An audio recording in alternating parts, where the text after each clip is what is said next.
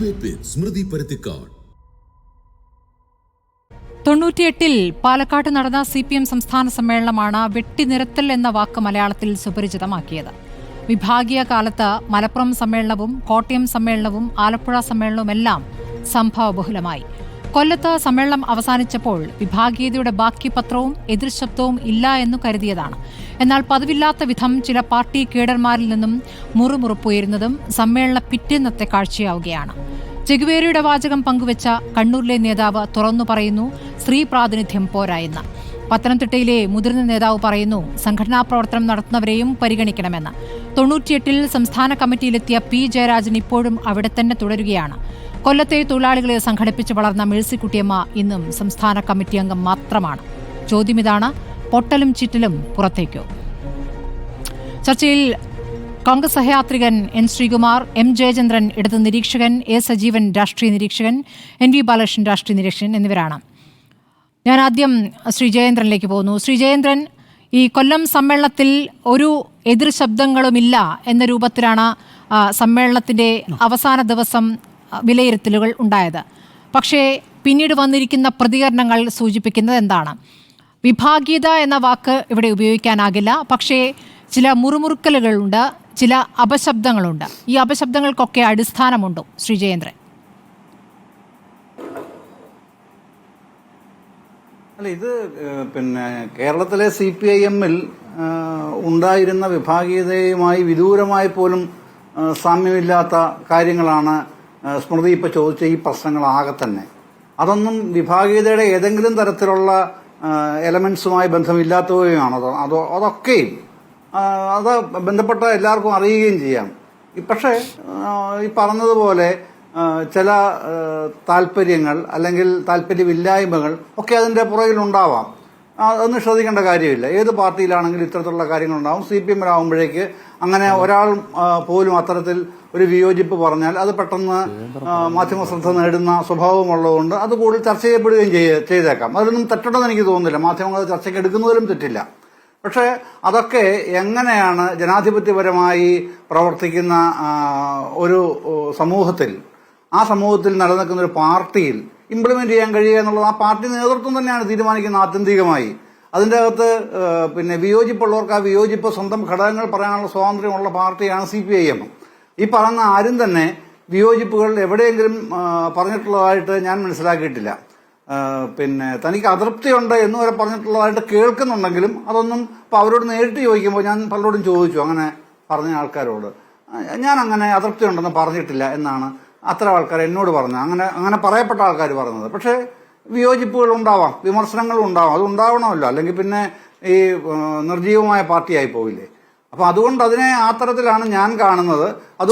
പത്മകുമാറിന്റെ പ്രതികരണത്തെ അദ്ദേഹത്തിന്റെ വ്യക്തിപരമായ ഒരു പരാതിയായിട്ടും നിരാശയുമായിട്ടാണോ താങ്കൾ അതിനെ കാണുന്നത്? അദ്ദേഹം ആദ്യം ചതി, വഞ്ചന എന്നൊക്കെയുള്ള വാക്കുകൾ ഉപയോഗിച്ചുകൊണ്ട് ഒരു ഫേസ്ബുക്ക് പോസ്റ്റ് ഇടുന്നു. പിന്നീട് അത് സമ്മർദ്ദത്താലാകണം, അത് പിൻവലിക്കുന്നു. പക്ഷേ പിന്നീട് അദ്ദേഹം വീണ്ടും പ്രതികരിക്കുമ്പോൾ ശക്തമായി തന്നെയാണ് പ്രതികരിക്കുന്നത്. പാർട്ടിക്ക് തന്നെ വേണമെങ്കിൽ താൻ തുടരാം, അല്ലെങ്കിൽ പാർട്ടി നിലപാടെടുത്തോട്ടെ എന്നൊരു വെല്ലുവിളി സ്വഭാവത്തിലുള്ള പ്രതികരണം വരെ അദ്ദേഹം നടത്തിയിട്ടുണ്ട്. അപ്പോൾ അങ്ങനെ പറഞ്ഞ ശേഷം നമ്മൾ കാണുന്നത് എന്താണ്? പത്തനംതിട്ട ജില്ലാ സെക്രട്ടറി അദ്ദേഹത്തെ കാണാൻ പോവുകയാണ്. അപ്പോൾ ഇങ്ങനെ പരസ്യമായി പാർട്ടി നിലപാടിന് വിരുദ്ധമായി പ്രതികരിക്കുന്ന ഒരു നേതാവിനെ അനുനയിപ്പിക്കാൻ വീട്ടിൽ ചെന്ന് നേതാക്കൾ കാണുന്ന ഒരു രീതിയുണ്ടോ? അപ്പോൾ എന്താണ് പത്തനംതിട്ടയിലെ ഈ അപശബ്ദത്തോട് പാർട്ടി എടുത്തിരിക്കുന്ന നിലപാട്? ആ അപശബ്ദം പ്രശ്നമാകും എന്നൊരു തോന്നൽ പാർട്ടിക്കുണ്ട്?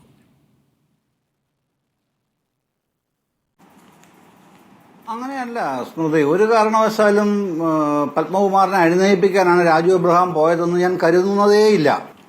രാജു എബ്രഹാമിന്റെ പത്മകുമാറിന്റെ പ്രതികരണം നമ്മുടെ നാട്ടുഭാഷയിൽ പറഞ്ഞാൽ അതൊരു കൊതിക്കറവായിട്ടേ ഞാൻ കാണുന്നുള്ളൂ.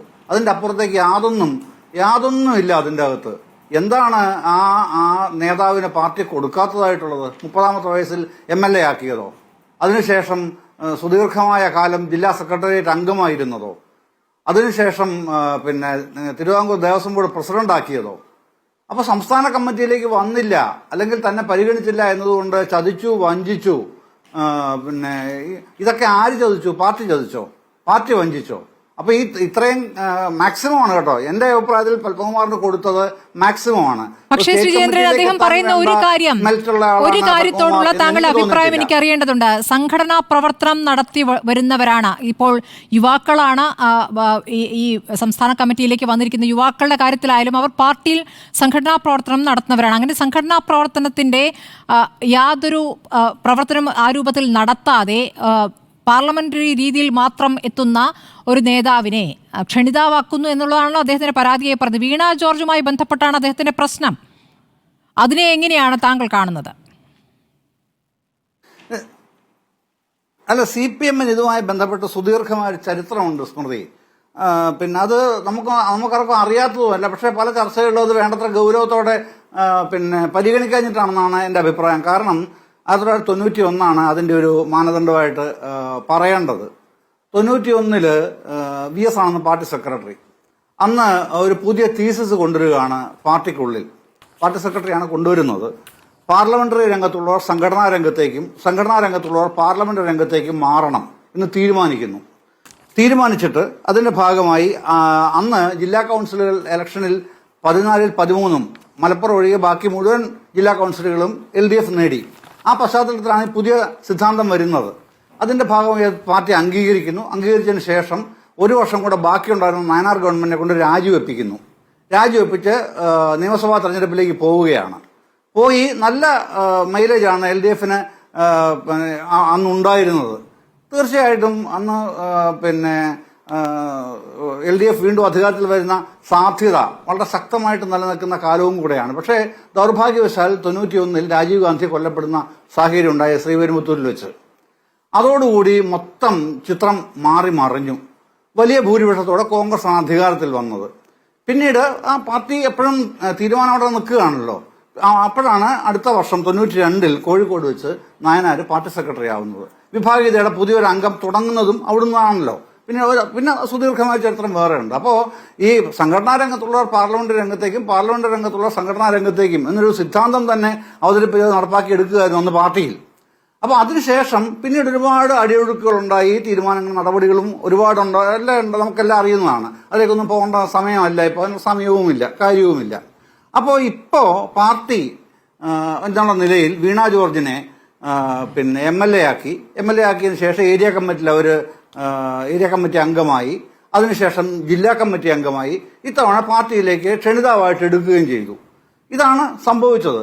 അപ്പോൾ വീണ ജോർജിന്റെ പ്രൈവറ്റ് സെക്രട്ടറിയായ സജീവൻ, AKG സെന്ററിലെ 20 കൊല്ലമായി ഓഫീസ് സെക്രട്ടറി ആയിരുന്ന സജീവനെ ഈ കഴിഞ്ഞ 3 വർഷക്കാലം ക്ഷണിതാവായിട്ടാണ് നിർത്തിയത്.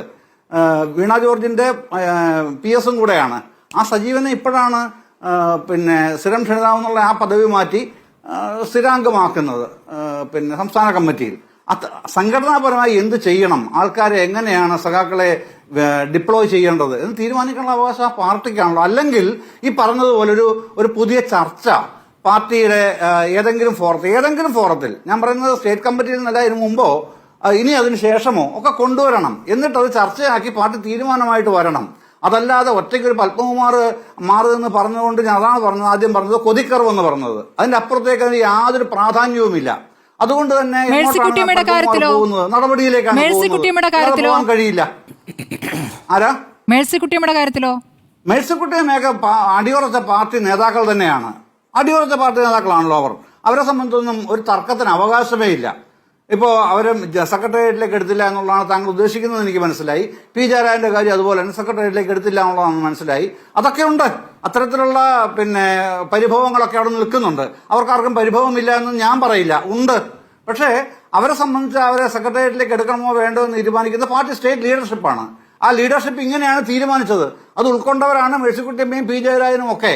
അതുകൊണ്ടാണല്ലോ അവരവിടെ തുടരുന്നത്. അത് ഉൾക്കൊള്ളാത്തത് കൊണ്ടാണ് പത്മകുമാറിന് പരസ്യമായി പൊട്ടിത്തെറിക്കേണ്ടി വന്നത്. ആ വ്യത്യാസം. ശ്രീ N. ശ്രീകുമാർ, ഇത് CPM എന്ന പാർട്ടിയുടെ ആഭ്യന്തര കാര്യമാണ്.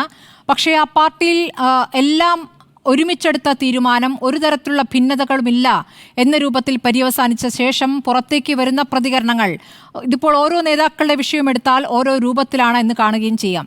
ഈ പത്മകുമാറിന്റെ കാര്യത്തിലാണെങ്കിലും പി ജയരാജന്റെ കാര്യത്തിലാണെങ്കിലും ഇപ്പോൾ സുകന്യയുടെ കാര്യത്തിലാണെങ്കിലും വ്യത്യസ്തമായ കാര്യങ്ങൾ അതുമായി ബന്ധപ്പെട്ട് കിടക്കുന്നു. ഇതിനെ ഒരുമിച്ച് കാണാൻ സാധിക്കുകയുമില്ല. കോൺഗ്രസ് ഇതിനെ എങ്ങനെയാണ് വിലയിരുത്തുന്നത്? കോൺഗ്രസ് വിലയിരുത്തുന്നത് CPM അവരുടെ സംഘടനയിലെ ഐക്യത്തെപ്പറ്റി പറയുന്നത് പൊള്ളയാണെന്നാണ് വിലയിരുത്താൻ കഴിയുക.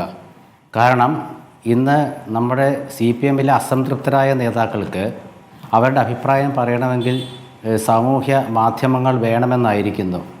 അവിടെ ഏത് രീതിയിൽ വേണേൽ പറയാം, മുന്നിൽ നിന്ന് കുത്താം, പിന്നിൽ നിന്നും കുത്താം, പിന്നീട് വേറെ ഞാൻ അതല്ല ഉദ്ദേശിച്ചതെന്ന് പറയാം. പക്ഷേ കാര്യങ്ങളൊക്കെ നമുക്കെല്ലാം മനസ്സിലാകും. ഇവിടെ നമ്മൾ കഴിഞ്ഞ ചർച്ചയിൽ സ്മൃതി ഒരു ചോദ്യം ചോദിച്ചു, ഇതിൻ്റെ ഈ സമ്മേളനത്തിന് ശേഷമുള്ള ഗതി. അപ്പം ഞാൻ പറഞ്ഞത് സംസ്ഥാന കമ്മിറ്റിയുടെയും സംസ്ഥാന കമ്മിറ്റി അംഗങ്ങളുടെ രൂപീകരണത്തിന് ശേഷം പറയാമെന്നാണ്. സംസ്ഥാന കമ്മിറ്റി അംഗങ്ങളെ തിരഞ്ഞെടുത്തതിന് ശേഷം നമ്മൾ കാണുന്നത് എന്താണ്? P. ജയരാജനോട് ഇന്നലെ മാധ്യമപ്രവർത്തകർ ചോദിച്ചപ്പോൾ അദ്ദേഹം പറഞ്ഞത് സ്റ്റേറ്റ് നേതാക്കളോട് ചോദിക്കുന്നു എന്നാണ്. സ്റ്റേറ്റ് നേതാക്കൾ എന്ന് വെച്ചാൽ സംസ്ഥാന നേതാക്കളോട് ചോദിക്കൂ എന്നാണ്. അപ്പോൾ P. ജയരാജൻ ഞാൻ സംസ്ഥാന നേതാവല്ല എന്നവിടെ പറയുന്നത് പരിഹാസമാണോ അതോ അതൊരു എളിമയാണോ? അത് നമ്മൾ ആദ്യം മനസ്സിലാക്കുക. രണ്ടാമത്തെ കാര്യം, നമ്മൾ ചർച്ച ചെയ്തത് ഇന്നലത്തെ ചർച്ചാ വിഷയം AK ബാലനും P. ശശിയും ഒന്നും സെക്രട്ടേറിയറ്റിലില്ല, പല കാരണങ്ങളാൽ അവർ ഒഴിഞ്ഞു എന്നുള്ളതാണ്. അവർക്ക് എന്തിനാണ് ഈ സ്ഥാനം എന്നുള്ളതാണ് നമ്മൾ ഇന്ന് ആലോചിക്കേണ്ടത്. കാരണം ഇന്ന് രാവിലെ പാർട്ടി സെക്രട്ടറി ഗോവിന്ദൻ മാഷല്ല പത്മകുമാർ വിഷയത്തിൽ പ്രതികരിച്ചത്, AK ബാലനാണ്. അപ്പോൾ സെക്രട്ടേറിയറ്റിൽ ഇല്ലെങ്കിലും AK ബാലനെ പ്രതികരിക്കാനുള്ള എല്ലാ സ്വാതന്ത്ര്യവും ഈ പാർട്ടി അനുവദിച്ചു കൊടുത്തിരിക്കുന്നു. സാധാരണ അങ്ങനെ ഉണ്ടാകാറുണ്ടോ? ഇല്ല. അപ്പോൾ അത് പാർട്ടിയിൽ എന്ത് സംഭവിക്കുന്നു എന്ന് ചോദിച്ചാൽ ഇവർ പറഞ്ഞുള്ള നേതൃഗുണമൊന്നും പാർട്ടിയിൽ ആർക്കുമില്ല. രണ്ടാമത്തെ കാര്യം, ശ്രീമതി സുകന്യയുടെ ഫേസ്ബുക്ക് പോസ്റ്റിനെ കുറിച്ച് ഇന്ന് റിപ്പോർട്ടർ ചാനൽ തന്നെയാണ് തോന്നുന്നു, ആരോ അവരോട് ചോദിച്ചു, ഏതോ ചാനൽ എനിക്ക് ഓർമ്മയില്ല. അപ്പോൾ അവർ പറഞ്ഞത് ഞാൻ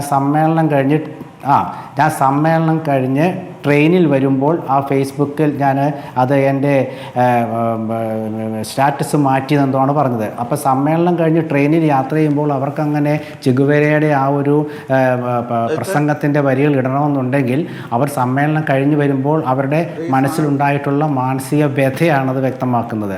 അപ്പോൾ സമ്മേളനം കഴിഞ്ഞിട്ടാണ് അവർ ആ ട്രെയിനിൽ യാത്ര ചെയ്യുന്നതും അവർ ചെഗുവേരയുടെ ആ ഒരു 2 ലൈൻ അവർ ഫേസ്ബുക്കിൽ ഇട്ടത്. അതുമാത്രമല്ല, ഞാൻ ഈ സുകന്യയുടെ ആ ഫേസ്ബുക്ക് പോസ്റ്റ് കണ്ടപ്പോൾ എനിക്ക് വേറൊരു രസകരമായ കാര്യം തോന്നി. കാരണം സുകന്യയുടെ സഹോദരിയുടെ ഭർത്താവാണ് ഇത്തവണ സംസ്ഥാന കമ്മിറ്റിയിൽ നിന്നും തഴയപ്പെട്ട പ്രമുഖ നേതാവ് UP ജോസഫ്. അദ്ദേഹം CITന്റെ സംസ്ഥാന വൈസ് പ്രസിഡന്റായിരുന്നു, സ്ഥാനാർത്ഥിയായിരുന്നു. വളരെ പിറന്നാൾ ആശംസിച്ചുകൊണ്ടുള്ള പോസ്റ്റ് ഇട്ടിട്ടുണ്ട്. അതെ. അപ്പോൾ അതൊക്കെ ഞാൻ കാണുമ്പോഴേ ഇതൊക്കെ അവരെ ഇടുന്നതൊക്കെ നമുക്കൊക്കെ കാര്യങ്ങൾ മനസ്സിലാവും. പക്ഷേ ഇതിൻ്റെ അടിസ്ഥാനപരമായ ഘടകം എന്താണെന്ന് വെച്ചാൽ ഇവർ പാർട്ടി സമ്മേളനം നടത്തിയിട്ട് എല്ലാം ശരിയാണ്, പാർട്ടി എല്ലാം ഐക്യമുണ്ട്, വിഭാഗീയത ഏരിയ കമ്മിറ്റിയിലെ പാവങ്ങൾക്കിടയിൽ മാത്രമേ ഉള്ളൂ എന്നാണല്ലോ പറഞ്ഞിരുന്നത്. പക്ഷേ പത്മകുമാരൻ ഇന്നത്തെ പ്രസ്താവന നോക്കൂ, വളരെ ഭംഗിയായിട്ട് അദ്ദേഹം പറഞ്ഞിട്ടുണ്ട്. പാർലമെൻ്ററി തലത്തിൽ 9 വർഷം പ്രവർത്തിച്ച ആൾ സംസ്ഥാന കമ്മിറ്റിയിലും 52 വർഷം സംഘടനാ തലത്തിൽ പ്രവർത്തിച്ച ഞാൻ പുറത്തും എന്ന് വെച്ചാൽ അതിൻ്റെ അർത്ഥം CPMൽ പാർലമെൻ്ററി വ്യാമോഹത്തെ പ്രോത്സാഹിപ്പിക്കുന്നു എന്നുള്ളതാണ്. കാരണം അവരുടെ ലക്ഷ്യം ഭരണവികാരമാണ്, തുടർ ഭരണമാണ്. അപ്പോൾ അവിടെ സംഘടനയ്ക്കല്ല കാര്യം, പാർലമെൻ്ററി വ്യാമോഹത്തിനാണ് പ്രാമുഖ്യമെന്ന് വരുന്നു. അപ്പോൾ ഇന്ന് AK ബാലൻ അതിൻ്റെ ഒരു പ്രതികരണം പറഞ്ഞത് കൊക്കിലൊതുങ്ങുന്നതേ എഴുക്കാവൂ എന്നുള്ളതാണ്. അപ്പോൾ P. ജയരാജൻ്റെ കൊക്കിലൊതുങ്ങുന്നതല്ലേ സെക്രട്ടേറിയറ്റ് അംഗത്വം? പത്മകുമാറിൻ്റെ കൊക്കിൽ ഒതുങ്ങുന്നതല്ലേ സംസ്ഥാന കമ്മിറ്റി അംഗത്വം? നിങ്ങളത് മനസ്സിലാക്കണം. ഇവിടെ നമ്മൾ ആരോഗ്യമന്ത്രിയെക്കുറിച്ച് മാത്രമേ പറയുന്നുള്ളൂ. ഉന്നത വിദ്യാഭ്യാസ മന്ത്രിയും പാർലമെൻ്ററി തലത്തിൽ നിന്നാണല്ലോ സംസ്ഥാന കമ്മിറ്റിയിൽ വരുന്നത്. അവർ രണ്ടും ബിന്ദു പിന്നെ വളരെ പണ്ട് തന്നെ അവർ SFIയുടെ പ്രവർത്തകയായിരുന്നു എന്ന് പറയാം. പക്ഷേ സംഘടനാ തലത്തിൽ നോക്കുമ്പോൾ അവരെക്കാട്ടിലും വളരെ സീനിയറായിട്ടുള്ള ആളല്ലേ UP ജോസഫൊക്കെ ഉള്ളത്. അപ്പോൾ അത് നടന്നില്ല. അപ്പോൾ ഒരുപക്ഷെ ഇവരൊരു ഗ്ലാമർ പോലും ഉദ്ദേശിച്ചിട്ടുണ്ടാവും. മന്ത്രിമാരൊക്കെ സംസ്ഥാന കമ്മിറ്റി വരിക, വനിതാ മന്ത്രിമാർ വരിക, അങ്ങനെ പാർട്ടി കമ്മ്യൂണിസ്റ്റ് ശൈലിയിൽ നിന്ന് അവർ മാറിയിരിക്കുകയാണ്. അതിൻ്റെ പ്രധാനപ്പെട്ട ഒരു കാരണം കൂടി ഞാൻ കാണുന്നത് കേന്ദ്ര നേതൃത്വത്തിൻ്റെ ആ ഒരു ദൗർബല്യമാണ്. പഴയ കാലത്ത് കുറച്ചു കാലം മുമ്പുള്ള സംസ്ഥാന സമ്മേളനങ്ങൾക്കൊക്കെ ബംഗാളിലത്തെ പ്രമുഖ നേതാക്കൾ, ത്രിപുരയിലെ പ്രമുഖ നേതാക്കൾ, തമിഴ്നാട്ടിലെ പ്രമുഖ നേതാക്കൾ, കേരളത്തിലെ ഉന്നതരായ നേതാക്കൾ ഇവരെല്ലാം ചേർന്നിരുന്ന് ചില കാര്യങ്ങൾ തീരുമാനിക്കുമായിരുന്നു. വെട്ടിനിരത്തിലൊക്കെ ഉണ്ടായിട്ടുണ്ട്, ഇല്ലെന്നൊന്നും ഞാൻ പറയുന്നില്ല. കൊല്ലത്താണല്ലോ വെട്ടിനിരത്തിൽ 30 വർഷം മുമ്പ് തുടങ്ങിയത്. അതിന്ന് കൊല്ലത്ത് വീണ്ടും വന്നപ്പോൾ ഈ സംസ്ഥാന സമ്മേളനം എല്ലാം ഒരു പൊള്ളയായിരുന്നെന്ന് വ്യക്തമാക്കുന്ന വിഭാഗീയത എന്ന് ഞാൻ പറഞ്ഞാൽ അത് അധികമാവില്ല. പക്ഷേ തീവ്രത കുറഞ്ഞ വിഭാഗീയത, പാർട്ടി ഭാഷയിൽ തീവ്രത കുറഞ്ഞ വിഭാഗീയതയാണത്. കാരണം പച്ചയായിട്ടല്ലേ അതല്ലേ സംസ്ഥാന കമ്മിറ്റി അംഗമായിരുന്ന പത്മകുമാർ പറഞ്ഞിരിക്കുന്നത്. നടപടി എടുക്കട്ടെന്നാണ് പറഞ്ഞത്. കമ്മ്യൂണിസ്റ്റ് പാർട്ടിയാണെങ്കിൽ നടപടി എടുക്കണമെന്നാണ് പറഞ്ഞത്. നോക്കൂ സ്മൃതി, നമ്മളൊന്ന് ആലോചിച്ച് നോക്കൂ, ഒരു പാർട്ടിയോട് പറയാണ് കമ്മ്യൂണിസ്റ്റ് പാർട്ടിയാണോ നടപടി എടുക്കുക, ഇങ്ങനെ പറയണമെങ്കിൽ അർത്ഥം എന്താണ്? ഞാൻ ഒറ്റയ്ക്കില്ലെന്നും അദ്ദേഹം പറഞ്ഞിട്ടുണ്ട്. അല്ല സംസ്ഥാന കമ്മിറ്റി അംഗമല്ല അദ്ദേഹം ജില്ലാ സെക്രട്ടേറിയറ്റോ ജില്ലാ കമ്മിറ്റിയിലോ അംഗമെന്ന് മാത്രമല്ല, അദ്ദേഹം പാർട്ടിയുടെ മുൻ റാന്നി എം എൽ എ ആയിരുന്നു, ദേവസ്വം ബോർഡ് പ്രസിഡന്റ് ആയിരുന്നു, വളരെ പ്രമുഖനാണ്, SFIയുടെ വലിയ നേതാവായിരുന്നു. പത്മകുമാർ ആരാ എന്ന് ഇപ്പോൾ ചിലർ ചോദിക്കുന്നുണ്ട്. പത്മകുമാർ വലിയ നേതാവ് തന്നെ, സംശയമൊന്നുമില്ല. പിന്നെ ഔന്നത്യത്തിൽ എത്തണമെങ്കിൽ ഇവർ സഹായിക്കണ്ടേ? P. ജയരാജനെ ഇന്ന് സംസ്ഥാന കമ്മിറ്റി നിർത്തുമ്പോൾ ജയരാജൻ്റെ മകനാണല്ലോ ഒരു പോസ്റ്റ് ഇട്ടത്. ഇതൊക്കെ ഇപ്പോൾ പത്മകുമാറിന്റെ കാര്യത്തിൽ പറയുകയാണ്, പത്മകുമാർ ഇത്രയൊക്കെ പറഞ്ഞിട്ടും പാർട്ടിക്ക് വേണമെങ്കിൽ നടപടിയെടുക്കാം എന്ന രൂപത്തിൽ വെല്ലുവിളി സ്വഭാവത്തിൽ പ്രതികരിച്ചിട്ടും അനുനയിപ്പിക്കാനുള്ള ശ്രമമാണ് നമ്മൾ പിന്നീട് കാണുന്നത്. അപ്പോൾ അത് നൽകുന്ന സൂചന എന്താണ്? പത്തനംതിട്ടയിലെ വോട്ട് നേടിക്കൊടുക്കുന്നതിൽ ഭൂരിപക്ഷ സമുദായത്തിന്റെ വോട്ട് നേടിക്കൊടുക്കുന്നതിൽ പത്മകുമാറിനുള്ള റോൾ ഒരു പ്രധാനപ്പെട്ട ഘടകമാണ്. അവിടെ ക്രിസ്ത്യൻ വോട്ടും പ്രധാനമാണ്. അപ്പോൾ വീണ ജോർജ് എന്ന നേതാവും അവിടെ പ്രധാനം തന്നെയാണ്. ആ നിലയ്ക്കുള്ള കാര്യങ്ങൾ കൂടി പരിഗണിച്ചിട്ടുണ്ട് എന്ന് വേണം കരുതാൻ. ഈ അനുനയ ശ്രമവും സെക്രട്ടേറിയറ്റിൽ ഉൾപ്പെടുത്തലും, ക്ഷമിക്കണം, ക്ഷണിതാവായി ഉൾപ്പെടുത്തലും, സംസ്ഥാന കമ്മിറ്റി ക്ഷണിതാവായി ഉൾപ്പെടുത്തലും, രണ്ട് കാര്യങ്ങളും ഒരുപോലെ പരിഗണിക്കേണ്ട ഒരു സാഹചര്യം വരുന്നുണ്ട്.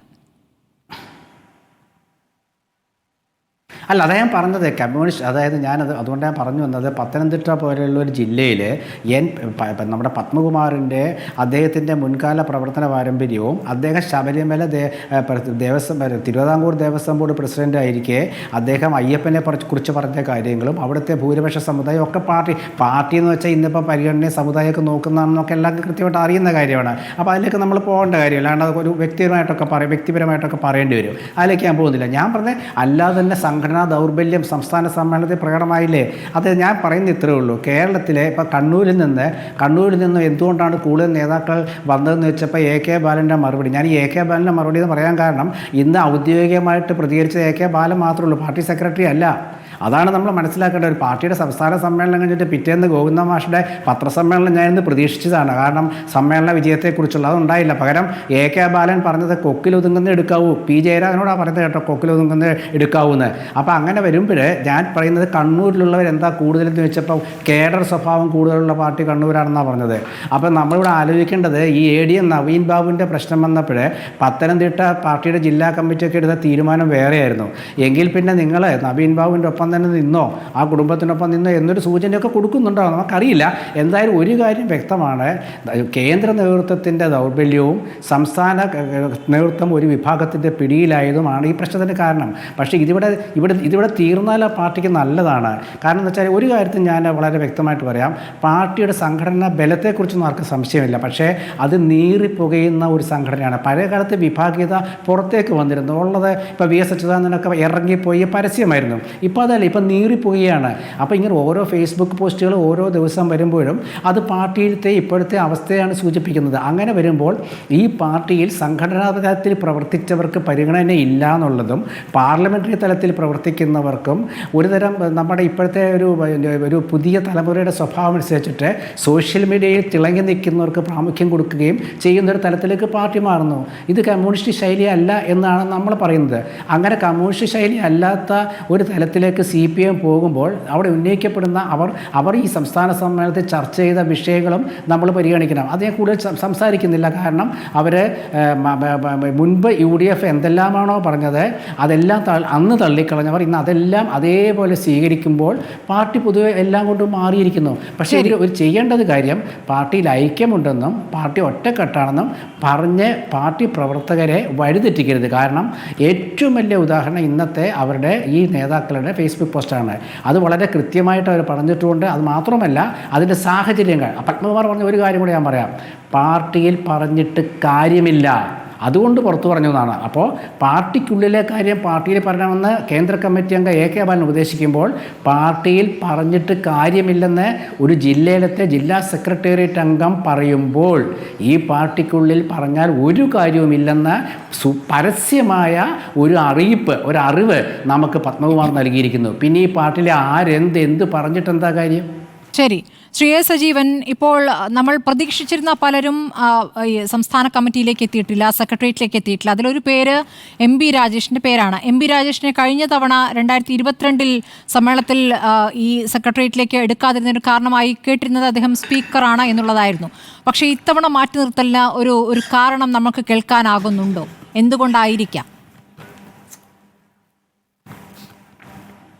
അല്ല, ഇതിൽ പ്രധാനപ്പെട്ട കാര്യം എന്ന് പറയുന്നത് സംസ്ഥാന സമിതിയിലേക്കാണെങ്കിലും സംസ്ഥാന സെക്രട്ടേറിയറ്റിലൊക്കെ ആണെങ്കിലും അതിൽ നിശ്ചിത ആളുകളെ മാത്രമേ ഉൾപ്പെടുത്താൻ പറ്റുള്ളൂ.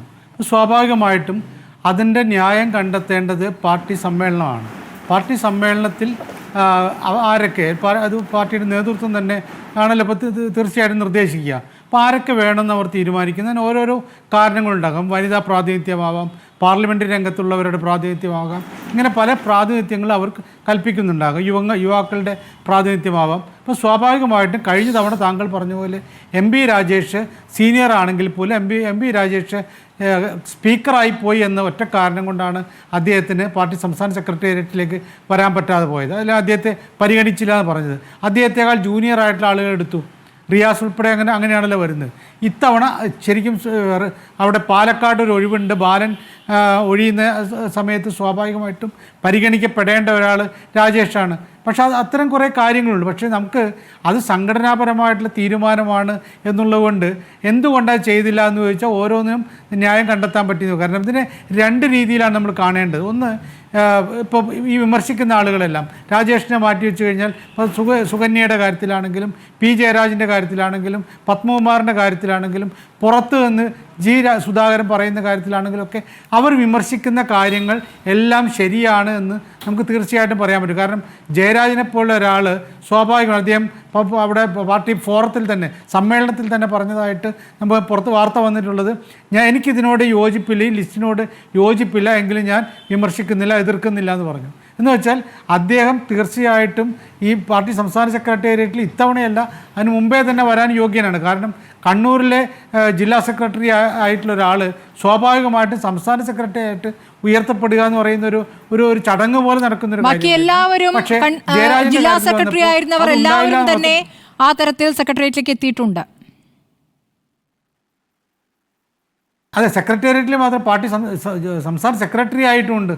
ഇവിടെ P ജയരാജൻ കഴിഞ്ഞ തവണ മത്സരിക്കാൻ വേണ്ടിയിട്ട് അദ്ദേഹത്തോട് ആ പാർട്ടി ആവശ്യപ്പെട്ടിട്ടാണ് അദ്ദേഹം മത്സരിക്കാൻ വേണ്ടി പാർട്ടി സംസ്ഥാന സെക്രട്ടറി സ്ഥാനം അല്ലെങ്കിൽ ജില്ലാ സെക്രട്ടറി സ്ഥാനം രാജിവെച്ച ജയരാജനൊക്കെ ബാക്കി എല്ലാ ആളുകളും അതേ സ്ഥാനത്തേക്ക് വന്നു. അങ്ങനെ രാജിവെച്ച ആളുകളൊക്കെ അതേ സ്ഥാനത്തേക്ക് വന്നിട്ടും ജയരാജന് വരാൻ പറ്റിയില്ല.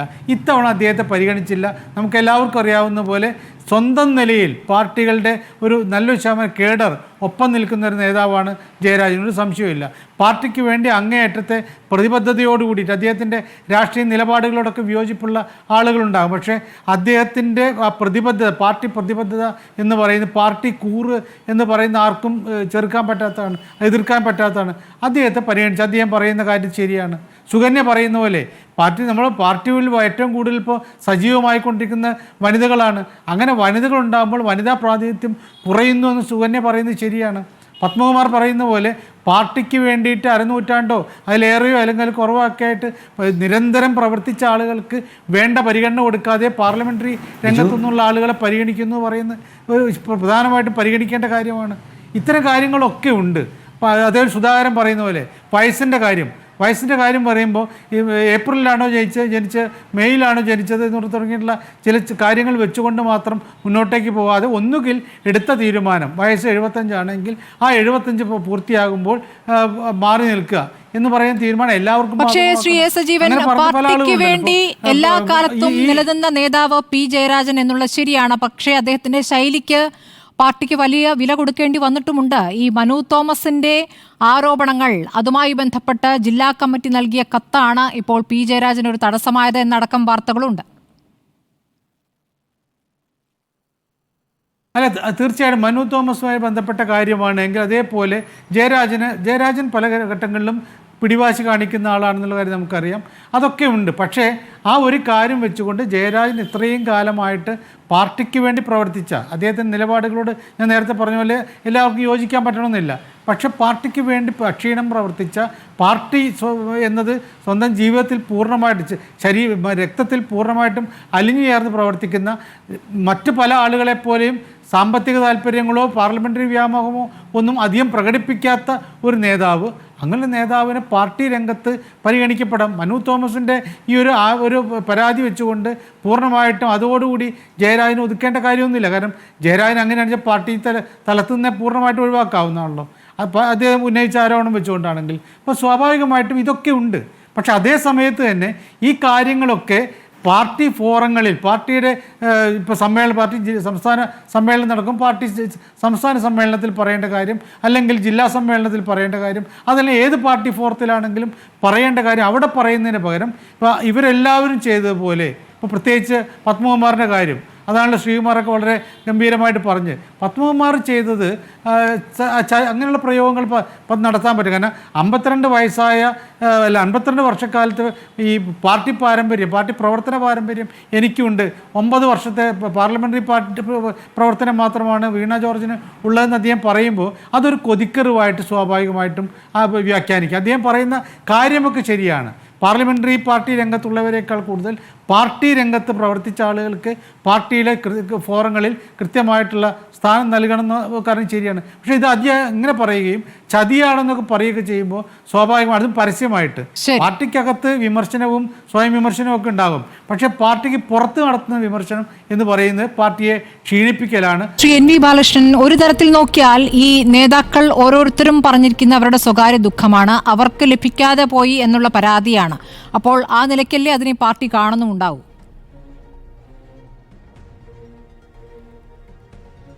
തീർച്ചയായും അങ്ങനെ കാണുന്നുണ്ടാവുള്ളൂ. അങ്ങനെ കാണേണ്ട കാര്യമുള്ളൂ എന്നാണ് എനിക്ക് തോന്നുന്നത് സ്മൃതി. കാര്യം എന്താണെന്ന് ചോദിച്ചാൽ ഇന്നത്തെ ഒരു സാഹചര്യത്തിൽ സ്വാഭാവികമായി ഇവരൊക്കെ പ്രകടിപ്പിക്കുന്ന അഭിപ്രായങ്ങൾ വ്യക്തിപരവും തന്നെയായിരിക്കും. അവരെ പരിഗണിക്കപ്പെടുന്നില്ല എന്ന നിലയിലാണ് അതൊക്കെ ഉയർന്നു വരുന്നത്. ഇനി CPM പോലൊരു പാർട്ടിയെ സംബന്ധിച്ചിടത്തോളം അതിന് പരിഗണിക്കാൻ കഴിയുന്നതിൻ്റെ ലിമിറ്റുണ്ട്. കാരണം ഒരു പാർട്ടി സംഘടന അതിൻ്റെ സംസ്ഥാന കമ്മിറ്റിയിലേക്ക് ഉൾപ്പെടുത്താവുന്ന ആളുകൾ, അതുപോലെ തന്നെ സെക്രട്ടേറിയറ്റിൽ ഉൾപ്പെടുത്താവുന്ന ആളുകൾ, ഇതൊക്കെ പലതരത്തിലുള്ള പരിഗണന വെച്ചിട്ട് പാർട്ടി പരിഗണിക്കേണ്ടി വരും. സ്വാഭാവികമായും അത്തരം പരിഗണന വെച്ച് ആളുകൾ നിശ്ചയിക്കുമ്പോൾ പരിഗണിക്കപ്പെടാതെ പോകുന്ന ആളുകൾക്ക് അഭിപ്രായ വ്യത്യാസങ്ങൾ ഉണ്ടാകുന്നതും സ്വാഭാവികമാണ്. അത് ആ നിലയിൽ മാത്രം നമ്മളതൊരു വലിയ ഗൗരവമായ പ്രശ്നമായി കാണേണ്ടതില്ല എന്നാണ് എനിക്ക് തോന്നുന്നത്. പക്ഷേ അതിനകത്ത് നമ്മൾ പരിഗണിക്കേണ്ട മറ്റ് ചില പ്രശ്നങ്ങളുണ്ട് എന്ന് പറഞ്ഞാൽ വീണ ജോർജിൻ്റെ പ്രശ്നം നമ്മളെടുക്കുക. വീണ ജോർജ് ഒരു മാധ്യമ പ്രവർത്തക എന്ന നിലയിൽ പ്രവർത്തിക്കുന്നതിനിടയിൽ നമുക്ക് എല്ലാവർക്കും അറിയാവുന്ന കാര്യമാണ്, ഒരു തെരഞ്ഞെടുപ്പിലെ സമുദായ പരിഗണന വെച്ചുകൊണ്ട് സ്ഥാനാർത്ഥിയാവുന്നു, പാർട്ടിയിലോട്ട് വരുന്നു. അന്ന് അവർ വരുന്ന സമയത്ത് ദൈവനാമത്തിൽ സത്യപ്രതിജ്ഞ ചെയ്തതിന് നടപടി സ്വീകരിച്ച പാർട്ടിയാണ് CPM. നമ്മൾ ആലോചിക്കണം. അതായിരുന്നു പഴയ CPM എന്ന് പറയുന്നത്. ദൈവനാമത്തിൽ സത്യപ്രതിജ്ഞ ചെയ്തതിന് ആ നടപടി സ്വീകരിച്ച ഒരു രാഷ്ട്രീയ പാർട്ടിയാണ്. അതിനെ തുടർന്ന് അവർ പാർട്ടിയുടെ ഭാഗമാവുന്നു, മന്ത്രിയാവുന്നു, എല്ലാം ആവുന്നു. അതിനിടയിൽ വിശേഷിച്ച് സാധാരണ CPM-ൻ്റെ ഒരു ഭരണഘടന അനുസരിച്ച് ഒരു 6 മാസം ചുരുങ്ങിയത് പാർട്ടി ഗ്രൂപ്പ് കമ്മിറ്റികൾ, ഗ്രൂപ്പ് എന്ന് പറഞ്ഞാൽ നമ്മൾ നേരത്തെ ഉദ്ദേശിച്ച മറ്റേ തരത്തിലുള്ള ഗ്രൂപ്പല്ല, പാർട്ടി ഒരു പാർട്ടി ഘടകം പോലെയുള്ള സാധനമാണ് CPM-ന് ഗ്രൂപ്പ് എന്ന് പറയുന്നത്. ആ ഗ്രൂപ്പിനകത്ത് ഒരു 6 മാസം ഒരാളെ പരിശീലിപ്പിച്ചിട്ട് അയാളെ ഒരു പാർട്ടി അംഗമാകാനുള്ള യോഗ്യതയിലേക്ക് കൊണ്ടുവന്ന് പാർട്ടി അംഗമാക്കി അങ്ങനെയാണ് മുകളിലോട്ട് റിക്രൂട്ട് ചെയ്യുക. ഈ വീണ ജോർജിനെ സംബന്ധിച്ചിടത്തോളം ഇതൊന്നും അവർക്ക് ബാധകമായിരുന്നില്ല. അവർ വന്നിട്ട് അവരിപ്പോൾ മന്ത്രി ചുമതലകളിലേക്ക് വരെ അവരെത്തുമ്പോൾ നമ്മൾ ആലോചിക്കേണ്ട ഒരു പ്രശ്നം വെച്ചാൽ മറുഭാഗത്തു നിന്ന് നോക്കിയാൽ മേഴ്സിക്കുട്ടി അമ്മ എന്ന് പറയുന്ന ഒരു സ്ത്രീയെ, അവർ വനിതാ പ്രാതിനിധ്യത്തിൽ വരാവുന്നൊരു സ്ത്രീയാണല്ലോ.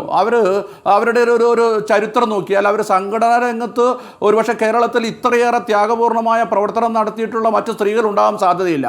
പക്ഷേ അവർ ഒരു കാലത്ത് സെക്രട്ടറി മെമ്പറും അങ്ങനെയുള്ള പരിഗണനയൊക്കെ ഉണ്ടായിരുന്നവരാണ്. അവരിപ്പോൾ ഇല്ലാതാവുന്നത് എന്തുകൊണ്ടാണ്?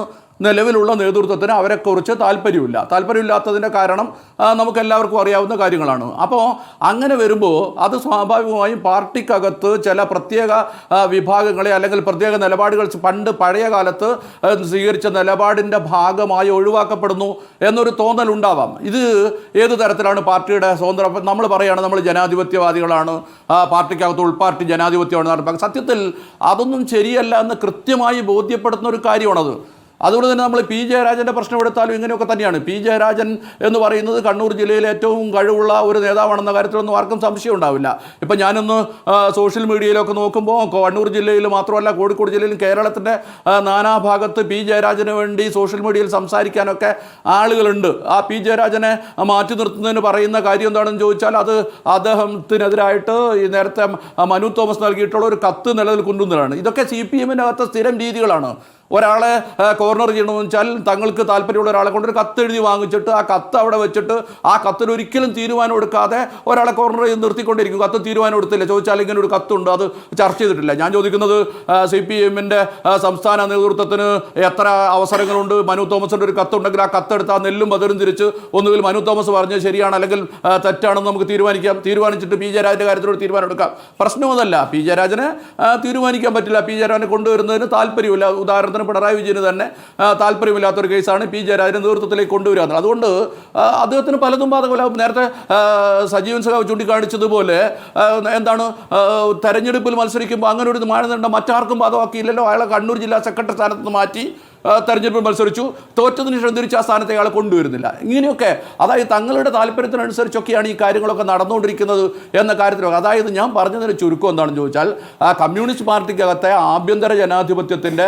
രീതികൾക്കനുസരിച്ചല്ല ഇത് നടക്കുന്നത്. ഇപ്പോൾ ഉദാഹരണത്തിന് കേരളത്തിലെ വയസ്സിൻ്റെ പ്രശ്നം ജി സുധാകരൻ ഇപ്പോൾ ഉന്നയിച്ചിട്ടുണ്ട്. ആ ജി സുധാകരൻ ഉന്നയിക്കുന്ന വയസ്സിൻ്റെ പ്രശ്നം നോക്കിയാൽ അങ്ങനെ സാങ്കേതികമായോ യാന്ത്രികമായിട്ടോ ആണോ ഒരു കമ്മ്യൂണിസ്റ്റ് പാർട്ടി വയസ്സിനെ പരിഗണിക്കേണ്ടത്? അങ്ങനെയാണോ നമ്മൾ പരിഗണിക്കുക? അപ്പോൾ നിങ്ങൾ ബംഗാളിലെയോ അല്ലെങ്കിൽ മറ്റ് ഘടകങ്ങളിലൊക്കെ നോക്ക് 75 വയസ്സിന് അടുത്തെത്തിയിട്ടുള്ള ഒരുപാട് പേര് ഇവിടെ വരെ ഒഴിവാക്കിയിട്ടുണ്ട്. വരുന്ന സമ്മേളനത്തിനിടയിൽ അവർക്ക് പ്രായപരിധിയാവുന്നതുകൊണ്ട് അവരെ ഒഴിവാക്കിയിട്ടുണ്ട്. ഇവിടെയും ചെയ്യും എന്ന് പറഞ്ഞാൽ ഇപ്പം ഞങ്ങളൊക്കെ DYFI രംഗത്തൊക്കെ ഒഴിവാകുമ്പോൾ എനിക്ക് ഓർമ്മയുണ്ട്, പ്രായപരിധി പറഞ്ഞിട്ട് ഇല്ലാത്ത സർട്ടിഫിക്കറ്റ് സംഘടിപ്പിച്ചിട്ട് ഒഴിവാക്കാനൊക്കെ ശ്രമിക്കുന്ന സ്ഥിതിയൊക്കെ ഒന്നുണ്ടായിരുന്നു. അതുപോലെയാണ്. അതേ സ്ഥാനത്ത് അവർക്ക് താല്പര്യം ഉണ്ടെങ്കിൽ TP രാമകൃഷ്ണനെ, EP ജയരാജനെ അതുപോലുള്ള ആളുകളെ നിർത്തും. ഇതാണ് സംഭവിച്ചുകൊണ്ടിരിക്കുന്നത്. അപ്പോൾ ഇതിനകത്ത് ഇങ്ങനെയുള്ള പ്രശ്നങ്ങളൊക്കെ ഉണ്ട്. അതായത് CPM-ൻ്റെ ആഭ്യന്തര ഘടന എന്ന് പറയുന്നത് നമ്മളൊക്കെ കരുതുന്ന പോലെ അത്ര ശുഭോദർക്കമായൊരു നിലയിലോ അത്ര നല്ല നിലയിലോ ഒന്നുമല്ല ഉള്ളത്. കൃത്യമായും ഇത് ഒരു അങ്ങേയറ്റം ഏകാധിപത്യപരമായ സ്വേച്ഛാധിപത്യപരമായ ഒരു നേതാവിനാൽ നിയന്ത്രിക്കപ്പെടുന്ന അദ്ദേഹത്തിന് ഇഷ്ടമുള്ള കാര്യങ്ങൾ മാത്രം നടക്കുന്ന ഒരു പാർട്ടിയായി മാറിയതിൻ്റെ സൂചനകളാണ് നമ്മൾ കണ്ടുകൊണ്ടിരിക്കുന്നത്. പ്രശ്നം എന്താണെന്ന് ചോദിച്ചാൽ ഈ ഒരു അവസ്ഥയിൽ ദീർഘകാലത്തേക്ക് കാര്യങ്ങൾ മുന്നോട്ട് പോകുമെന്ന് പ്രതീക്ഷിക്കുന്നതിനുണ്ട് കാര്യമില്ല. അപ്പോൾ പത്മകുമാർ അദ്ദേഹത്തിന് 52 വർഷം, എനിക്ക് ഓർമ്മയുണ്ട്, ഞാനും പത്മകുമാർ ഒന്നിച്ച് DYFI-യുടെ സംസ്ഥാന കമ്മിറ്റിയിലൊക്കെ ഉണ്ടായിരുന്നാണ്. ഞങ്ങൾ ഒരുമിച്ച് ഉണ്ടായിട്ടുണ്ട്. ഞങ്ങൾ ഒരുമിച്ച് കാസർഗോഡ് മുതൽ തിരുവനന്തപുരം വരെ ഒരു യൂത്ത് മാർച്ചിൽ, DYFI-യുടെ ഒരു യൂത്ത് മാർച്ചിൽ ഞങ്ങൾ ഒന്നിച്ച് സഞ്ചരിച്ചിട്ടുണ്ട്. വ്യക്തിപരമായ സൗഹൃദമുണ്ട്. അദ്ദേഹത്തിൻ്റെ കഴിവുകൂടൊക്കെ നമുക്ക് നന്നായിട്ട് അറിയാം. പക്ഷെ അദ്ദേഹം പത്തനംതിട്ട ജില്ലയിൽ അദ്ദേഹം പ്രക്ഷോഭിച്ച് നിന്നത് ഈ പറയുന്ന ചില ജാതി സമവാക്യങ്ങളും ഒക്കെ ആയിട്ട് ബന്ധപ്പെട്ടാണ്. ചില ഇതിൻ്റെ ശബരിമല വിഷയത്തിൽ ഇടത് സർക്കാർ ഒരു നിലപാടെടുത്ത സമയത്ത് അദ്ദേഹം എന്ത് നിലപാടാണ് ആ ഘട്ടത്തിലെടുത്തതും കൂടി കണ്ടതാണല്ലോ കേരളം. അതെ ഞാൻ പറഞ്ഞതിൻ്റെ പ്രശ്നം ഇതാണ്. അദ്ദേഹത്തെ സംബന്ധിച്ചിടത്തോളം അദ്ദേഹം പറയാണല്ലോ ഈ പാർട്ടി സംഘടനാ നടപടിയായിട്ട് മുന്നോട്ട് പോകുകയാണെങ്കിൽ അത് വിരമിക്കലായി കണക്കാക്കുമെന്ന് പറഞ്ഞാൽ അതിനൊരു ഭീഷണിയുണ്ട്. വിരമിക്കൽ ഭീഷണി എന്താണ്? അദ്ദേഹത്തിന് വേറൊരു രാഷ്ട്രീയ പാർട്ടി, CPM-ൽ അതൊന്നും ഇപ്പോൾ പ്രശ്നമല്ല. അദ്ദേഹത്തിന് മിക്കവാറും അദ്ദേഹത്തിന് BJP പോലെ ഒരു രാഷ്ട്രീയ പാർട്ടിയിലേക്ക് പോകുന്നതിന് ബുദ്ധിമുട്ടുണ്ടാവില്ല. സ്വീകരിക്കാൻ ആളുണ്ടാവും, അവിടെ അദ്ദേഹത്തെ അക്കോമഡേറ്റ് ചെയ്യാൻ സംവിധാനങ്ങളുണ്ടാവും. അങ്ങനെയൊക്കെ ചെയ്യാവുന്ന, അങ്ങനെയൊക്കെ ചിന്തിക്കാവുന്ന ഒരു പാർട്ടിയാണിത്. അല്ലെങ്കിൽ ആ നിലയിലേക്ക് ഇതിൻ്റെ സംഘടനാ സംവിധാനങ്ങൾ മാറിയിട്ടുണ്ട് എന്ന കാര്യം നമ്മൾ വിസ്മരിച്ചതുകൊണ്ട് കാര്യമില്ല. ഇതിങ്ങനെ ഗോവിന്ദ മാഷോ അല്ലെങ്കിൽ മറ്റാരെങ്കിലും ഉള്ള ശബ്ദത്തിൽ പറയുന്നത് കൊണ്ട് മാത്രം ഇതൊരു അച്ചടക്കമുള്ള രാഷ്ട്രീയ പാർട്ടിയോ അല്ലെങ്കിൽ തൊഴിലാളി വർഗ രാഷ്ട്രീയ താല്പര്യങ്ങൾ മുന്നോട്ട് വെക്കുന്നതോ അല്ലെങ്കിൽ കറകളഞ്ഞ ജനാധിപത്യ രീതിയിൽ പ്രവർത്തിക്കുന്നതായ പാർട്ടിയൊന്നുമല്ല. സ്വാഭാവികമായും പുതിയ നൂറ്റാണ്ടിൻ്റെ പുതിയ കാലത്തിൻ്റെ എല്ലാ തരത്തിലുള്ള വൃത്തികേടുകളും അടിഞ്ഞുകൂടുന്ന പാർട്ടി തന്നെയാണ്. പക്ഷേ ഒരു കാര്യം എനിക്ക് ജയേന്ദ്രൻ സഖാവിനോട് പറയാനുള്ള കാര്യം എന്താണെന്ന് ചോദിച്ചാൽ അദ്ദേഹം അത് പത്മകുമാറിൻ്റെ കൊതിക്കറവായിട്ട് അദ്ദേഹം മനസ്സിലാക്കുകയാണ്. ശരിയാണ്, സ്വാഭാവികമായിട്ട് അത് പത്മകുമാറിൻ്റെ കൊതിക്കറവ് തന്നെയാണെന്ന കാര്യത്തിൽ സംശയമൊന്നുമില്ല. കാരണം പത്മകുമാറിന് വേണ്ടി അങ്ങനെ കൂടുതൽ ആൾക്കാരെ വാദിച്ചതായിട്ട് എനിക്കറിവില്ല.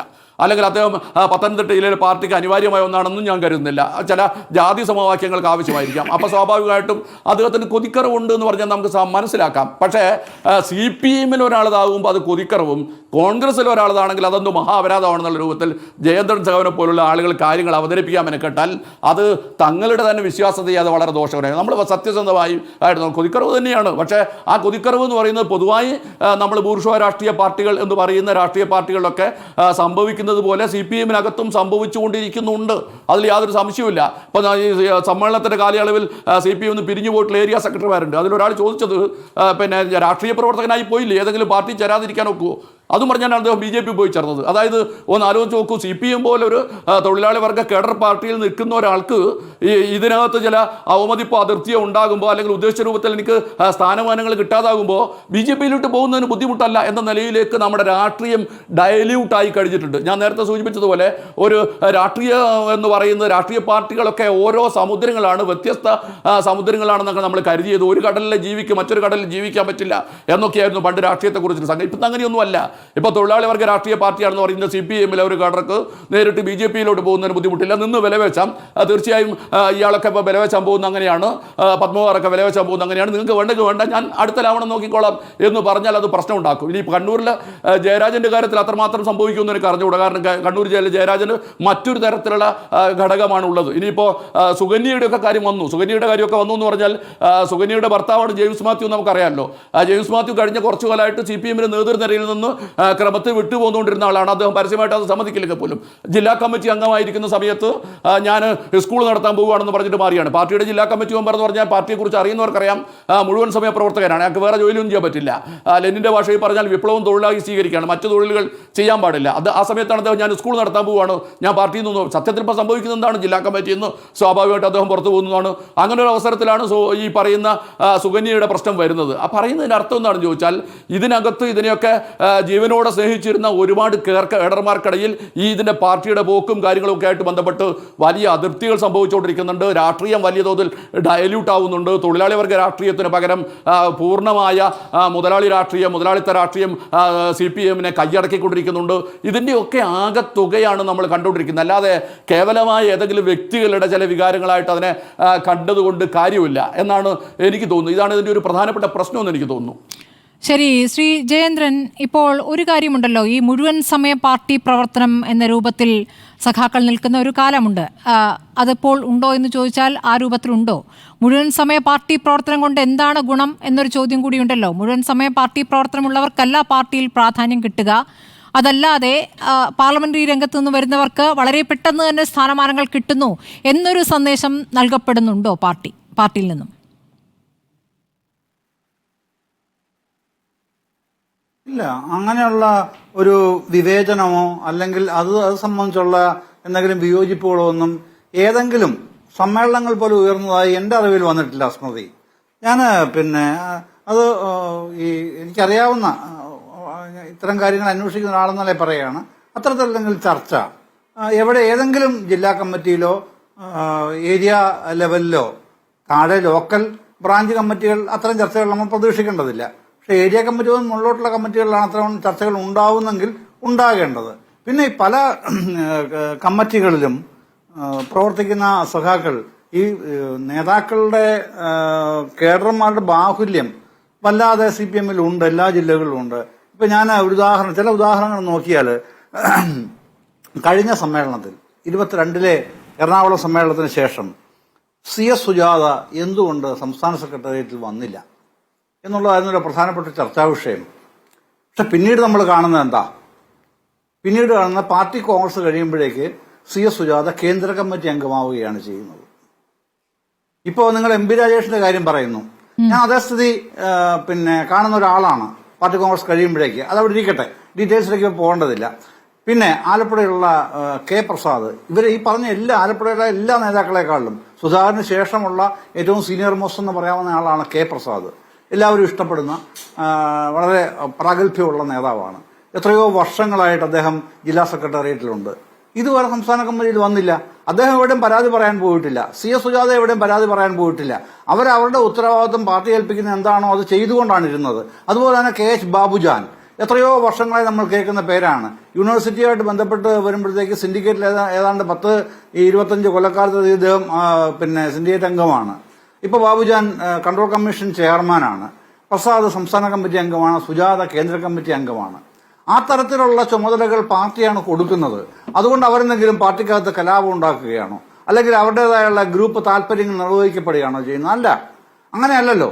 ഓരോരുത്തരും എന്താണ് അവരുടെ കഴിവ്, എന്താണ് കുറവ് എന്നുള്ളത് കണ്ടെത്തി തന്നെയാണ് പാർട്ടി അവരെ ഓരോ കാര്യങ്ങളും ഡിപ്ലോയ് ചെയ്യുന്നത്. അത് അങ്ങനെ കഴിയൂ. അത് ആ നിലയ്ക്കാണ് പോകേണ്ടതും. MP രാജേഷുമായി ബന്ധപ്പെട്ട് താങ്കൾ അതൊന്ന് വിശദീകരിക്കാമോ? MP രാജേഷ് സെക്രട്ടേറിയറ്റിലേക്ക് വരുമെന്ന് പ്രതീക്ഷിച്ചിരുന്ന പേരാണ്. അദ്ദേഹത്തെ എന്തുകൊണ്ട് ഒഴിവാക്കപ്പെട്ടു എന്നാണ് താങ്കളുടെ ഒരു മനസ്സിലാക്കൽ? അല്ല, അതിൽ ഉയർന്ന ഘടകത്തിലേക്ക് അദ്ദേഹം പോകുമെന്ന് കരുതുന്ന ഒരാളാണ് ഞാനെന്നാണ് ഞാൻ പറഞ്ഞത്. അതുകൊണ്ടാണ് ഞാൻ സുജാതയുടെ ഉദാഹരണം പറഞ്ഞത്. അത്രേ ഉള്ളൂ അതിനകത്ത് കാര്യം. അതിനകത്ത് വേറെ കാര്യങ്ങളൊന്നും കാണേണ്ടതില്ല സ്മൃതി. അതിന് ഈ CPM-ൽ ഇപ്പോ സംസ്ഥാന തലത്തിൽ ഉയർന്നു വരുന്ന രണ്ടാം നിര നേതൃത്വത്തിൽ ഏറ്റവും പ്രബലരായിട്ടുള്ള ചെറുപ്പക്കാരെ എടുക്കൂ. ആരെയൊക്കെയാണ് നിങ്ങൾ കാണുന്നത്? അതിൽ MP രാജേഷില്ലേ? നിശ്ചയമായും ഉണ്ട്. അപ്പൊ MP രാജേഷിനെ പാർട്ടി എങ്ങനെയാണ് കരുതുന്നത്? അത് നമ്മൾ കാണാനിരിക്കുന്നു. പാർട്ടി കോൺഗ്രസിൽ തന്നെ കാണാനിരിക്കുന്നു. അത്രേ ഉള്ളൂ അതിനകത്ത് കാര്യം. ഇപ്പോൾ MP രാജേഷ് ഉൾപ്പെടെയുള്ള ഒരു പുതിയ നേതൃനിരയാണ് പാർട്ടിയെ ഇനി ഭാവിയിൽ നയിക്കാൻ പോകുന്നത്. അക്കാര്യത്തിൽ ആർക്കും തർക്കമില്ലല്ലോ. ആ തരത്തിൽ അവരുടെ കഴിവുകൾ തെളിയിച്ചതാണ്. പാർട്ടി അത് ഉൾക്കൊണ്ടിട്ടുമുണ്ട്, പൂർണ്ണമായിട്ട് ഉൾക്കൊണ്ടിട്ടുണ്ട്. അതാണ് അതിന്റെ കാര്യം. ഇപ്പോൾ ഞാൻ പറഞ്ഞു വന്നത് P ജയരാജന്റെ കാര്യമാണ്. കണ്ണൂര് P ജയരാജൻ എന്ന് പറഞ്ഞാൽ ഈ 2016 ഒടുവിൽ, ഞാൻ ആ മാസങ്ങളുടെ എനിക്ക് കൃത്യമായിട്ട് അറിയാം തീയതി, പക്ഷെ അത് പറയുന്നില്ല എന്നുള്ളതേ ഉള്ളൂ. പിന്നെ ശ്രീയം കേരളത്തിലെ RSS CPM സംഘടന അവസാനിപ്പിക്കാൻ ശ്രീയം നടത്തുന്ന ചർച്ചയിൽ ആദ്യം ചർച്ച നടത്തുന്നത് 2016 ഒടുവിൽ P ജയരാജനുമായിട്ട് കണ്ണൂർ PWD ഗസ്റ്റ് ഹൗസിൽ വെച്ചാണ് ആദ്യത്തെ ചർച്ച നടക്കുന്നത്. ശ്രീയമ്മും P ജയരാജനും അവിടെ അദ്ദേഹം കാര്യങ്ങൾ പറയുന്നു, തീരുമാനമെടുക്കുന്നു. അങ്ങനെയാണ് തൊട്ടടുത്ത മാസം തിരുവനന്തപുരത്ത് മാസ്കറ്റ് ഹോട്ടലിൽ വെച്ച് RSSന്റെ 5 പ്രമുഖന്മാരും CPM-ന്റെ സംസ്ഥാന സെക്രട്ടറി ആയിരുന്ന കോടിയേരി ബാലകൃഷ്ണനും മുഖ്യമന്ത്രി പിണറായി വിജയൻ ഏറ്റവും ഒടുവിൽ അകമ്പടി പോലും ഇല്ലാതെ വന്ന് 8 മണിക്ക് ശേഷം ആ മീറ്റിംഗ് തുടങ്ങുന്നതും. അപ്പൊ അത്രയും പ്രാധാന്യം കണ്ണൂർ ജില്ലയിൽ അവിടുത്തെ RSS മാർക്സിസ്റ്റ് സംഘടന അവസാനിപ്പിക്കാൻ ഏറ്റവും മുൻകൈ എടുത്ത ഒരാളാണ് P ജയരാജൻ. അതുകൊണ്ട് P ജയരാജനെ ഇപ്പോൾ ഒരു കത്തിന്റെ പേരിൽ മാറ്റി നിർത്തി എന്നുള്ളതിലൊന്നും യാതൊരു അർത്ഥവുമില്ല സ്മൃതി. അങ്ങനെയൊന്നും അല്ല. ബോധ്യമാകേണ്ടവർക്ക് ബോധ്യമാകുന്നുണ്ടോ? ജയരാജന്റെ മകൻ അത് ബോധ്യമായിട്ടുണ്ടെങ്കിൽ ഇതിപ്പോൾ ചർച്ചയാകുമായിരുന്നില്ലല്ലോ. ജയരാജന്റെ മകനെ ആര് ബോധ്യപ്പെടുത്തണം? നമ്മൾ ഈ ചർച്ചയിലൂടെ ബോധ്യപ്പെടുത്തണം. അയാൾക്ക് ബോധ്യമാവുകയൊക്കെ ചെയ്യും. കാര്യം അയാൾ നല്ല പാർട്ടി സ്പിരിറ്റ് ഉള്ള ആളാണ്. അത് എനിക്കറിയുന്ന ആളാണ്. അതുകൊണ്ട് ഞാൻ പറഞ്ഞത് അയാളെ എങ്ങനെ ബോധ്യപ്പെടും? നമ്മൾ തെറ്റായി നിർവചിക്കേണ്ട അല്ലെങ്കിൽ വ്യാഖ്യാനിക്കേണ്ട ഒരാളല്ല P ജയരാജന്റെ മകൻ ജെയിൻ. അങ്ങനെയല്ല. പിന്നെ ഇതിനിടയ്ക്ക് ഒരു വാർത്തയുണ്ട് കേട്ടോ, നേതാക്കളാവുന്നവരൊന്നുമല്ല. അങ്ങനെ ആരോ നമ്മുടെ ഈ ചർച്ചയിൽ പറയുന്നത്. ജയേന്ദ്രൻ, ഇതിനിടയ്ക്ക് ഒരു വാർത്തയുണ്ട്. BJP ജില്ലാ നേതൃത്വം പത്മകുമാറുമായി കൂടിക്കാഴ്ച നടത്തിയിരിക്കുന്നു. ആറന്മുളയിലെ വീട്ടിലെത്തിയാണ് കൂടിക്കാഴ്ച നടത്തിയത്. ജില്ലാ പ്രസിഡന്റും ജില്ലാ ജനറൽ സെക്രട്ടറിയും ഒക്കെ വീട്ടിലെത്തി പത്മകുമാറിനെ കാണുകയായിരുന്നു. അല്ല, ഈ മോഹങ്ങൾക്കും ആഗ്രഹങ്ങൾക്കും ഒന്നും ടാക്സ് കൊടുക്കേണ്ട കാര്യമില്ലല്ലോ. അവർക്ക് ആരെ വേണേൽ പോയി ചർച്ച ചെയ്യാം. അതിലൊക്കെ നമ്മൾ എന്താ പറയുന്നത്? പത്മകുമാറിനൊക്കെ BJP സ്വീകരിക്കാൻ ഒരുങ്ങിയിരിക്കുന്നു എന്നുള്ള നിലയിലേക്കൊക്കെ ആ ചർച്ചകളുടെ സാധ്യതയൊക്കെ മുന്നിൽ കണ്ടാണോ രാജു എബ്രഹാം നേരത്തെ പോയി അനുനയിപ്പിക്കാൻ ശ്രമിച്ചത്? ഇത് അനുനയത്തിന്റെ പ്രശ്നമൊന്നും അല്ലെന്നേ. അതിനകത്ത് സംഘടനാ വിരുദ്ധമായ അച്ചടക്ക ലംഘനത്തിന്റേതായ എലമെന്റ്സ് ഒരുപാടുണ്ട്. അത് പിന്നെ ബോധ്യപ്പെട്ടിട്ട് തന്നെയാണല്ലോ. കൂടിക്കാഴ്ച നടന്നിട്ടില്ല എന്ന് അദ്ദേഹം നിഷേധിക്കുന്നു. പക്ഷേ ഈ നേതാക്കൾ അങ്ങോട്ട് പുറപ്പെട്ടിട്ടുണ്ട്. അല്ല, ആയിക്കോട്ടെ, ഞാൻ പറഞ്ഞില്ലേ, പത്മകുമാറിനെ അങ്ങനെ അണ്ടർസ്റ്റിമേറ്റ് ചെയ്യുന്നത് ശരിയല്ല. അദ്ദേഹത്തിന്റെ വിമർശിക്കുമ്പോൾ ഞാൻ പറഞ്ഞല്ലോ, കൊതിക്കറുവാന്ന് പറഞ്ഞല്ലോ, അത് പറയും, ആവർത്തിച്ചും പറയും. പക്ഷെ അങ്ങനെ BJPക്ക് പിന്നെ എന്തെങ്കിലും ചൂണ്ടയിട്ട് കൊടുത്ത് വിലക്കെടുക്കാനും മാത്രം തരം താഴ്ന്ന ആളായിട്ട് പത്മകുമാറിനെ ഞാൻ ഈ സമയം വരെ കാണുന്നില്ല കേട്ടോ. എനിക്കറിയാവുന്ന പത്മകുമാർ അങ്ങനെ ഒരാളല്ല. അതുകൊണ്ടാണ് ഞാൻ പറഞ്ഞത്. അദ്ദേഹത്തിന്റെ അച്ചടക്ക ലംഘനം വേറെ ചർച്ച ചെയ്യാം. അത് രാജു എബ്രഹാം അത് സംസാരിക്കാനായിരിക്കും പോയിരിക്കുന്നത്. അപ്പോൾ അദ്ദേഹത്തിന്റെ അച്ചടക്ക ലംഘനം വീട്ടിലെത്തി നടപടിയെടുക്കുമെന്ന് പറയലാണോ പാർട്ടി രീതി? അങ്ങനെയാണോ സുരേന്ദ്രൻ? അച്ചടക്ക ലംഘനം നടത്തുന്നവരെ വീട്ടിലെത്തി കണ്ട് സംസാരിച്ച് ചിരിച്ച് കൈകൊടുത്ത് നടപടി വരുന്നുണ്ടോ എന്ന് പറയുകയാണോ ചെയ്യാറ്? അല്ലെന്ന്, ഇത് ഇപ്പൊ പറഞ്ഞില്ല നിങ്ങൾ സ്മൃതി, മുമ്പേ സുകന്യയുടെ കാര്യം പറഞ്ഞില്ല. സുകന്യ ജില്ലാ സെക്രട്ടേറിയറ്റ് മെമ്പറാണേ. ഇപ്പൊ ജില്ലാ സെക്രട്ടേറിയറ്റ് അവിടെ രൂപീകരിച്ചിട്ടില്ല, രൂപീകരിക്കാൻ പോകുന്നതേ ഉള്ളൂ. അപ്പോഴാണ് ഈ പുതിയ വിവാദം വരുന്നത്. പത്മകുമാർ 18 കൊല്ലമായിട്ട് സെക്രട്ടേറിയറ്റ് മെമ്പറാണ്. രാജു എബ്രഹാമും പത്മകുമാറൊക്കെ ഒരുമിച്ച് ദീർഘകാലമായി പ്രവർത്തിക്കുന്നവരാ. അപ്പൊ ജില്ലാ സെക്രട്ടറിയും ഇങ്ങനെ വിമതസ്വരം പുറപ്പെടുവിച്ച ഒരു നേതാവും എന്നുള്ള നിലയിലല്ല അവരുടെ ബന്ധം. രാജു എബ്രഹാം അങ്ങനെ ഒരാളല്ലല്ലോ. അടുപ്പമുള്ളവരോട് ഇടപെടുന്നത് അങ്ങനെയല്ലല്ലോ. രീതി അദ്ദേഹത്തിന്റെ അതല്ല. അദ്ദേഹം പേഴ്സണലി പോയി കാണുന്ന എല്ലാവരെയും. അതിനെ ആ തരത്തിലേ ഞാൻ കാണുന്നുള്ളൂ. അല്ലാതെ പിന്നെ വിമതസ്വരം പുറപ്പെടുവിച്ച ഒരാളെ ജില്ലാ സെക്രട്ടറി പോയി അന്വയിപ്പിക്കാനായി കൂടെ നിർത്താനായി ചെല്ലുന്നു എന്നുള്ള നിലയിൽ ഞാൻ എന്തായാലും പത്മകുമാറും രാജു എബ്രഹാം നമ്മളെ കൂടിക്കാഴ്ചയെ പിന്നെ കാണാൻ ആഗ്രഹിക്കാത്ത ഒരാളാണ്. ഒരു കാരണവശാലും അങ്ങനെ ആഗ്രഹിക്കില്ല. രണ്ടുപേരും അങ്ങനത്തെ വ്യക്തിത്വമുള്ള ആൾക്കാരല്ലാത്തത് കൊണ്ട് തന്നെ ശരി, പ്രശ്നങ്ങളുണ്ടാവാം, അത് മറ്റൊരു കാര്യമാണ്. പക്ഷേ ഇത് അവർക്ക് തമ്മിൽ അവർക്കിടയിൽ പരിഹരിക്കാൻ വയ്യാത്ത പ്രശ്നങ്ങളുണ്ടോ ഇല്ലയോ എന്നുള്ളത് പരസ്പരം അവർ ആലോചിക്കും, ചർച്ച ചെയ്യും. അതിനെന്താ കുഴപ്പം? അവർക്കിടയിൽ പരിഹരിക്കാവുന്ന കാര്യം എന്നുള്ള രൂപത്തിലല്ല ഞാൻ സാധാരണഗതിയിൽ പാർട്ടിക്ക് വിരുദ്ധമായി, പാർട്ടി സമ്മേളനത്തിലെടുത്ത തീരുമാനത്തിന് വിരുദ്ധമായി ഒരു ശക്തമായ വാചകങ്ങൾ ഇട്ടുകൊണ്ട് ഒരു ഫേസ്ബുക്ക് പോസ്റ്റ് ഇടുക, അതിനുശേഷം തുടർച്ചയായി മാധ്യമങ്ങളോട് പ്രതികരിക്കുക, ഇതൊക്കെ ചെയ്ത ഒരു നേതാവിനെ അങ്ങോട്ട് ചെന്ന് കണ്ട് അനുനയിപ്പിക്കുന്നത് ഒരു കോൺഗ്രസ് ശൈലിയാണ് എന്ന് വേണമെങ്കിൽ പറയാം. എൻ ശ്രീകുമാർ വേണമെങ്കിൽ മറുപടി പറയട്ടെ. എൻ ശ്രീകുമാർ, ഏറ്റവും ഒടുവിലത്തെ വാർത്തയോടുള്ള താങ്കളുടെ പ്രതികരണം, പത്മകുമാറിനെ കാണാൻ BJP നേതാക്കൾ അദ്ദേഹത്തിന്റെ വീട്ടിലേക്ക് പോയ കാര്യം. നോക്കൂ സ്മൃതി, BJPയിലേക്ക് CPM നേതാക്കൾ പോകുന്നതിൽ എന്താ പുതുമയുള്ളത്? കാരണം BJPയുടെ പ്രമുഖ നേതാവ് ജാവ്ദേക്കറുമായി കൂടിക്കാഴ്ച നടത്തിയതിന് LDF കൺവീനർ സ്ഥാനത്ത് നിന്ന് മാറ്റപ്പെട്ട ആളാണ് പ്രമുഖനായ ശ്രീ P ജയരാജൻ. അദ്ദേഹത്തെ ഇപ്പോൾ സെക്രട്ടേറിയറ്റിൽ എടുത്തിട്ടുണ്ട്. അപ്പോൾ പിന്നെ BJP CPM ഇഷ്ടമുള്ളൊരു പാർട്ടിയാണ്, കാരണം കോൺഗ്രസ് വിരുദ്ധരാണ്. അപ്പോൾ കോൺഗ്രസ്സിലേക്ക് പോകരുതെന്നേ ഉള്ളൂ, BJPയിലേക്ക് പോകുന്നതിൽ അവർക്ക് വിരോധം ഉണ്ടാവില്ല. കാരണം അത് ഞാനൊരു ചെറിയ ഏറ്റവും ഒടുവിലത്തെ ഉദാഹരണം ചൂണ്ടിക്കാണിച്ചത് മാത്രമേ ഉള്ളൂ.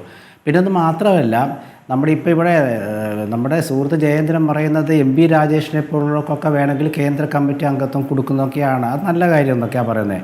പക്ഷേ നമ്മുടെ കേന്ദ്ര കമ്മിറ്റി അംഗമായിരുന്ന ഇപ്പോഴത്തെ സെക്രട്ടേറിയറ്റിൽ നിന്ന് ഒഴിവായ നമ്മുടെ AK ബാലൻ പറഞ്ഞത് കേന്ദ്ര കമ്മിറ്റി അംഗമാണെങ്കിലും സെക്രട്ടേറിയറ്റ് മെമ്പറായിരിക്കുമെന്ന് വെച്ചൊരു പ്രത്യേക സ്റ്റാറ്റസാണെന്നാണ് പറയുന്നത്. അപ്പോൾ ആ സ്റ്റാറ്റസ് ഇപ്പോൾ തൽക്കാലം മന്ത്രി മുഹമ്മദ് റിയാസിന് മതി എന്ന് പാർട്ടി നേതൃത്വം തീരുമാനിച്ചപ്പോൾ ഒന്നും ചെയ്യാൻ പറ്റില്ല. ഒരു കാര്യം വളരെ വ്യക്തമാണ് സ്മൃതി, കേരളത്തിലെ CPM നേതൃത്വം അവർക്ക് ഇഷ്ടമില്ലാത്ത, എന്ന് വെച്ചാൽ പിണറായി പക്ഷത്ത് നേതാക്കൾ അവർക്ക് ഇഷ്ടമില്ലാത്തവരെയൊക്കെ ഒഴിവാക്കിയിട്ടുണ്ട്.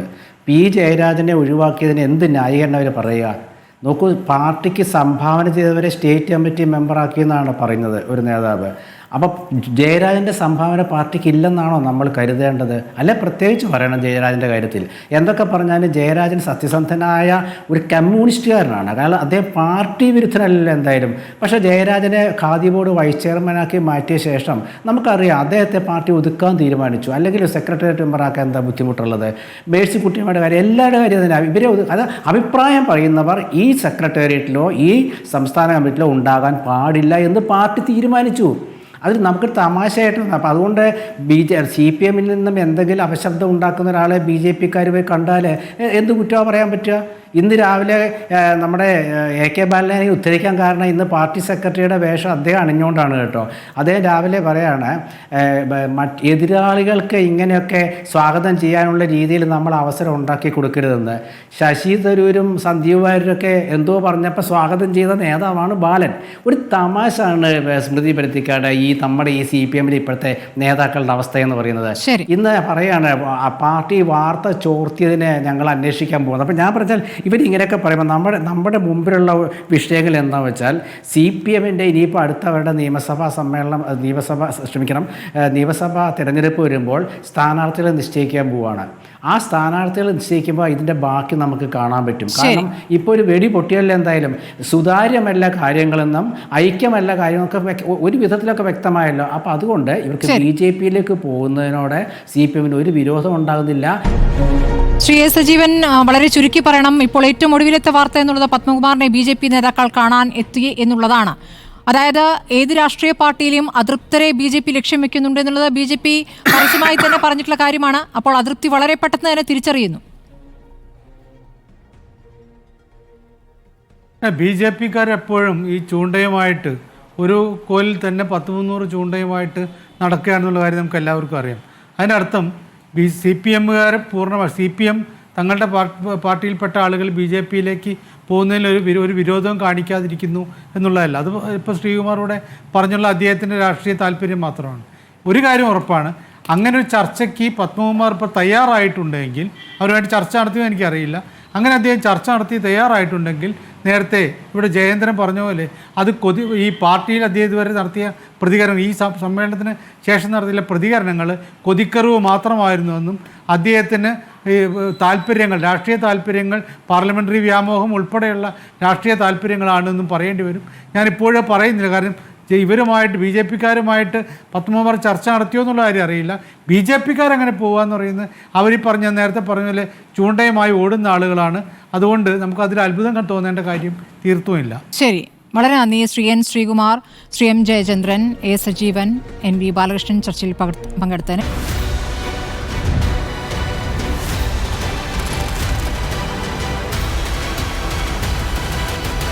ഡിബേറ്റ് വിത്ത് സ്മൃതി പരുത്തിക്കാട്.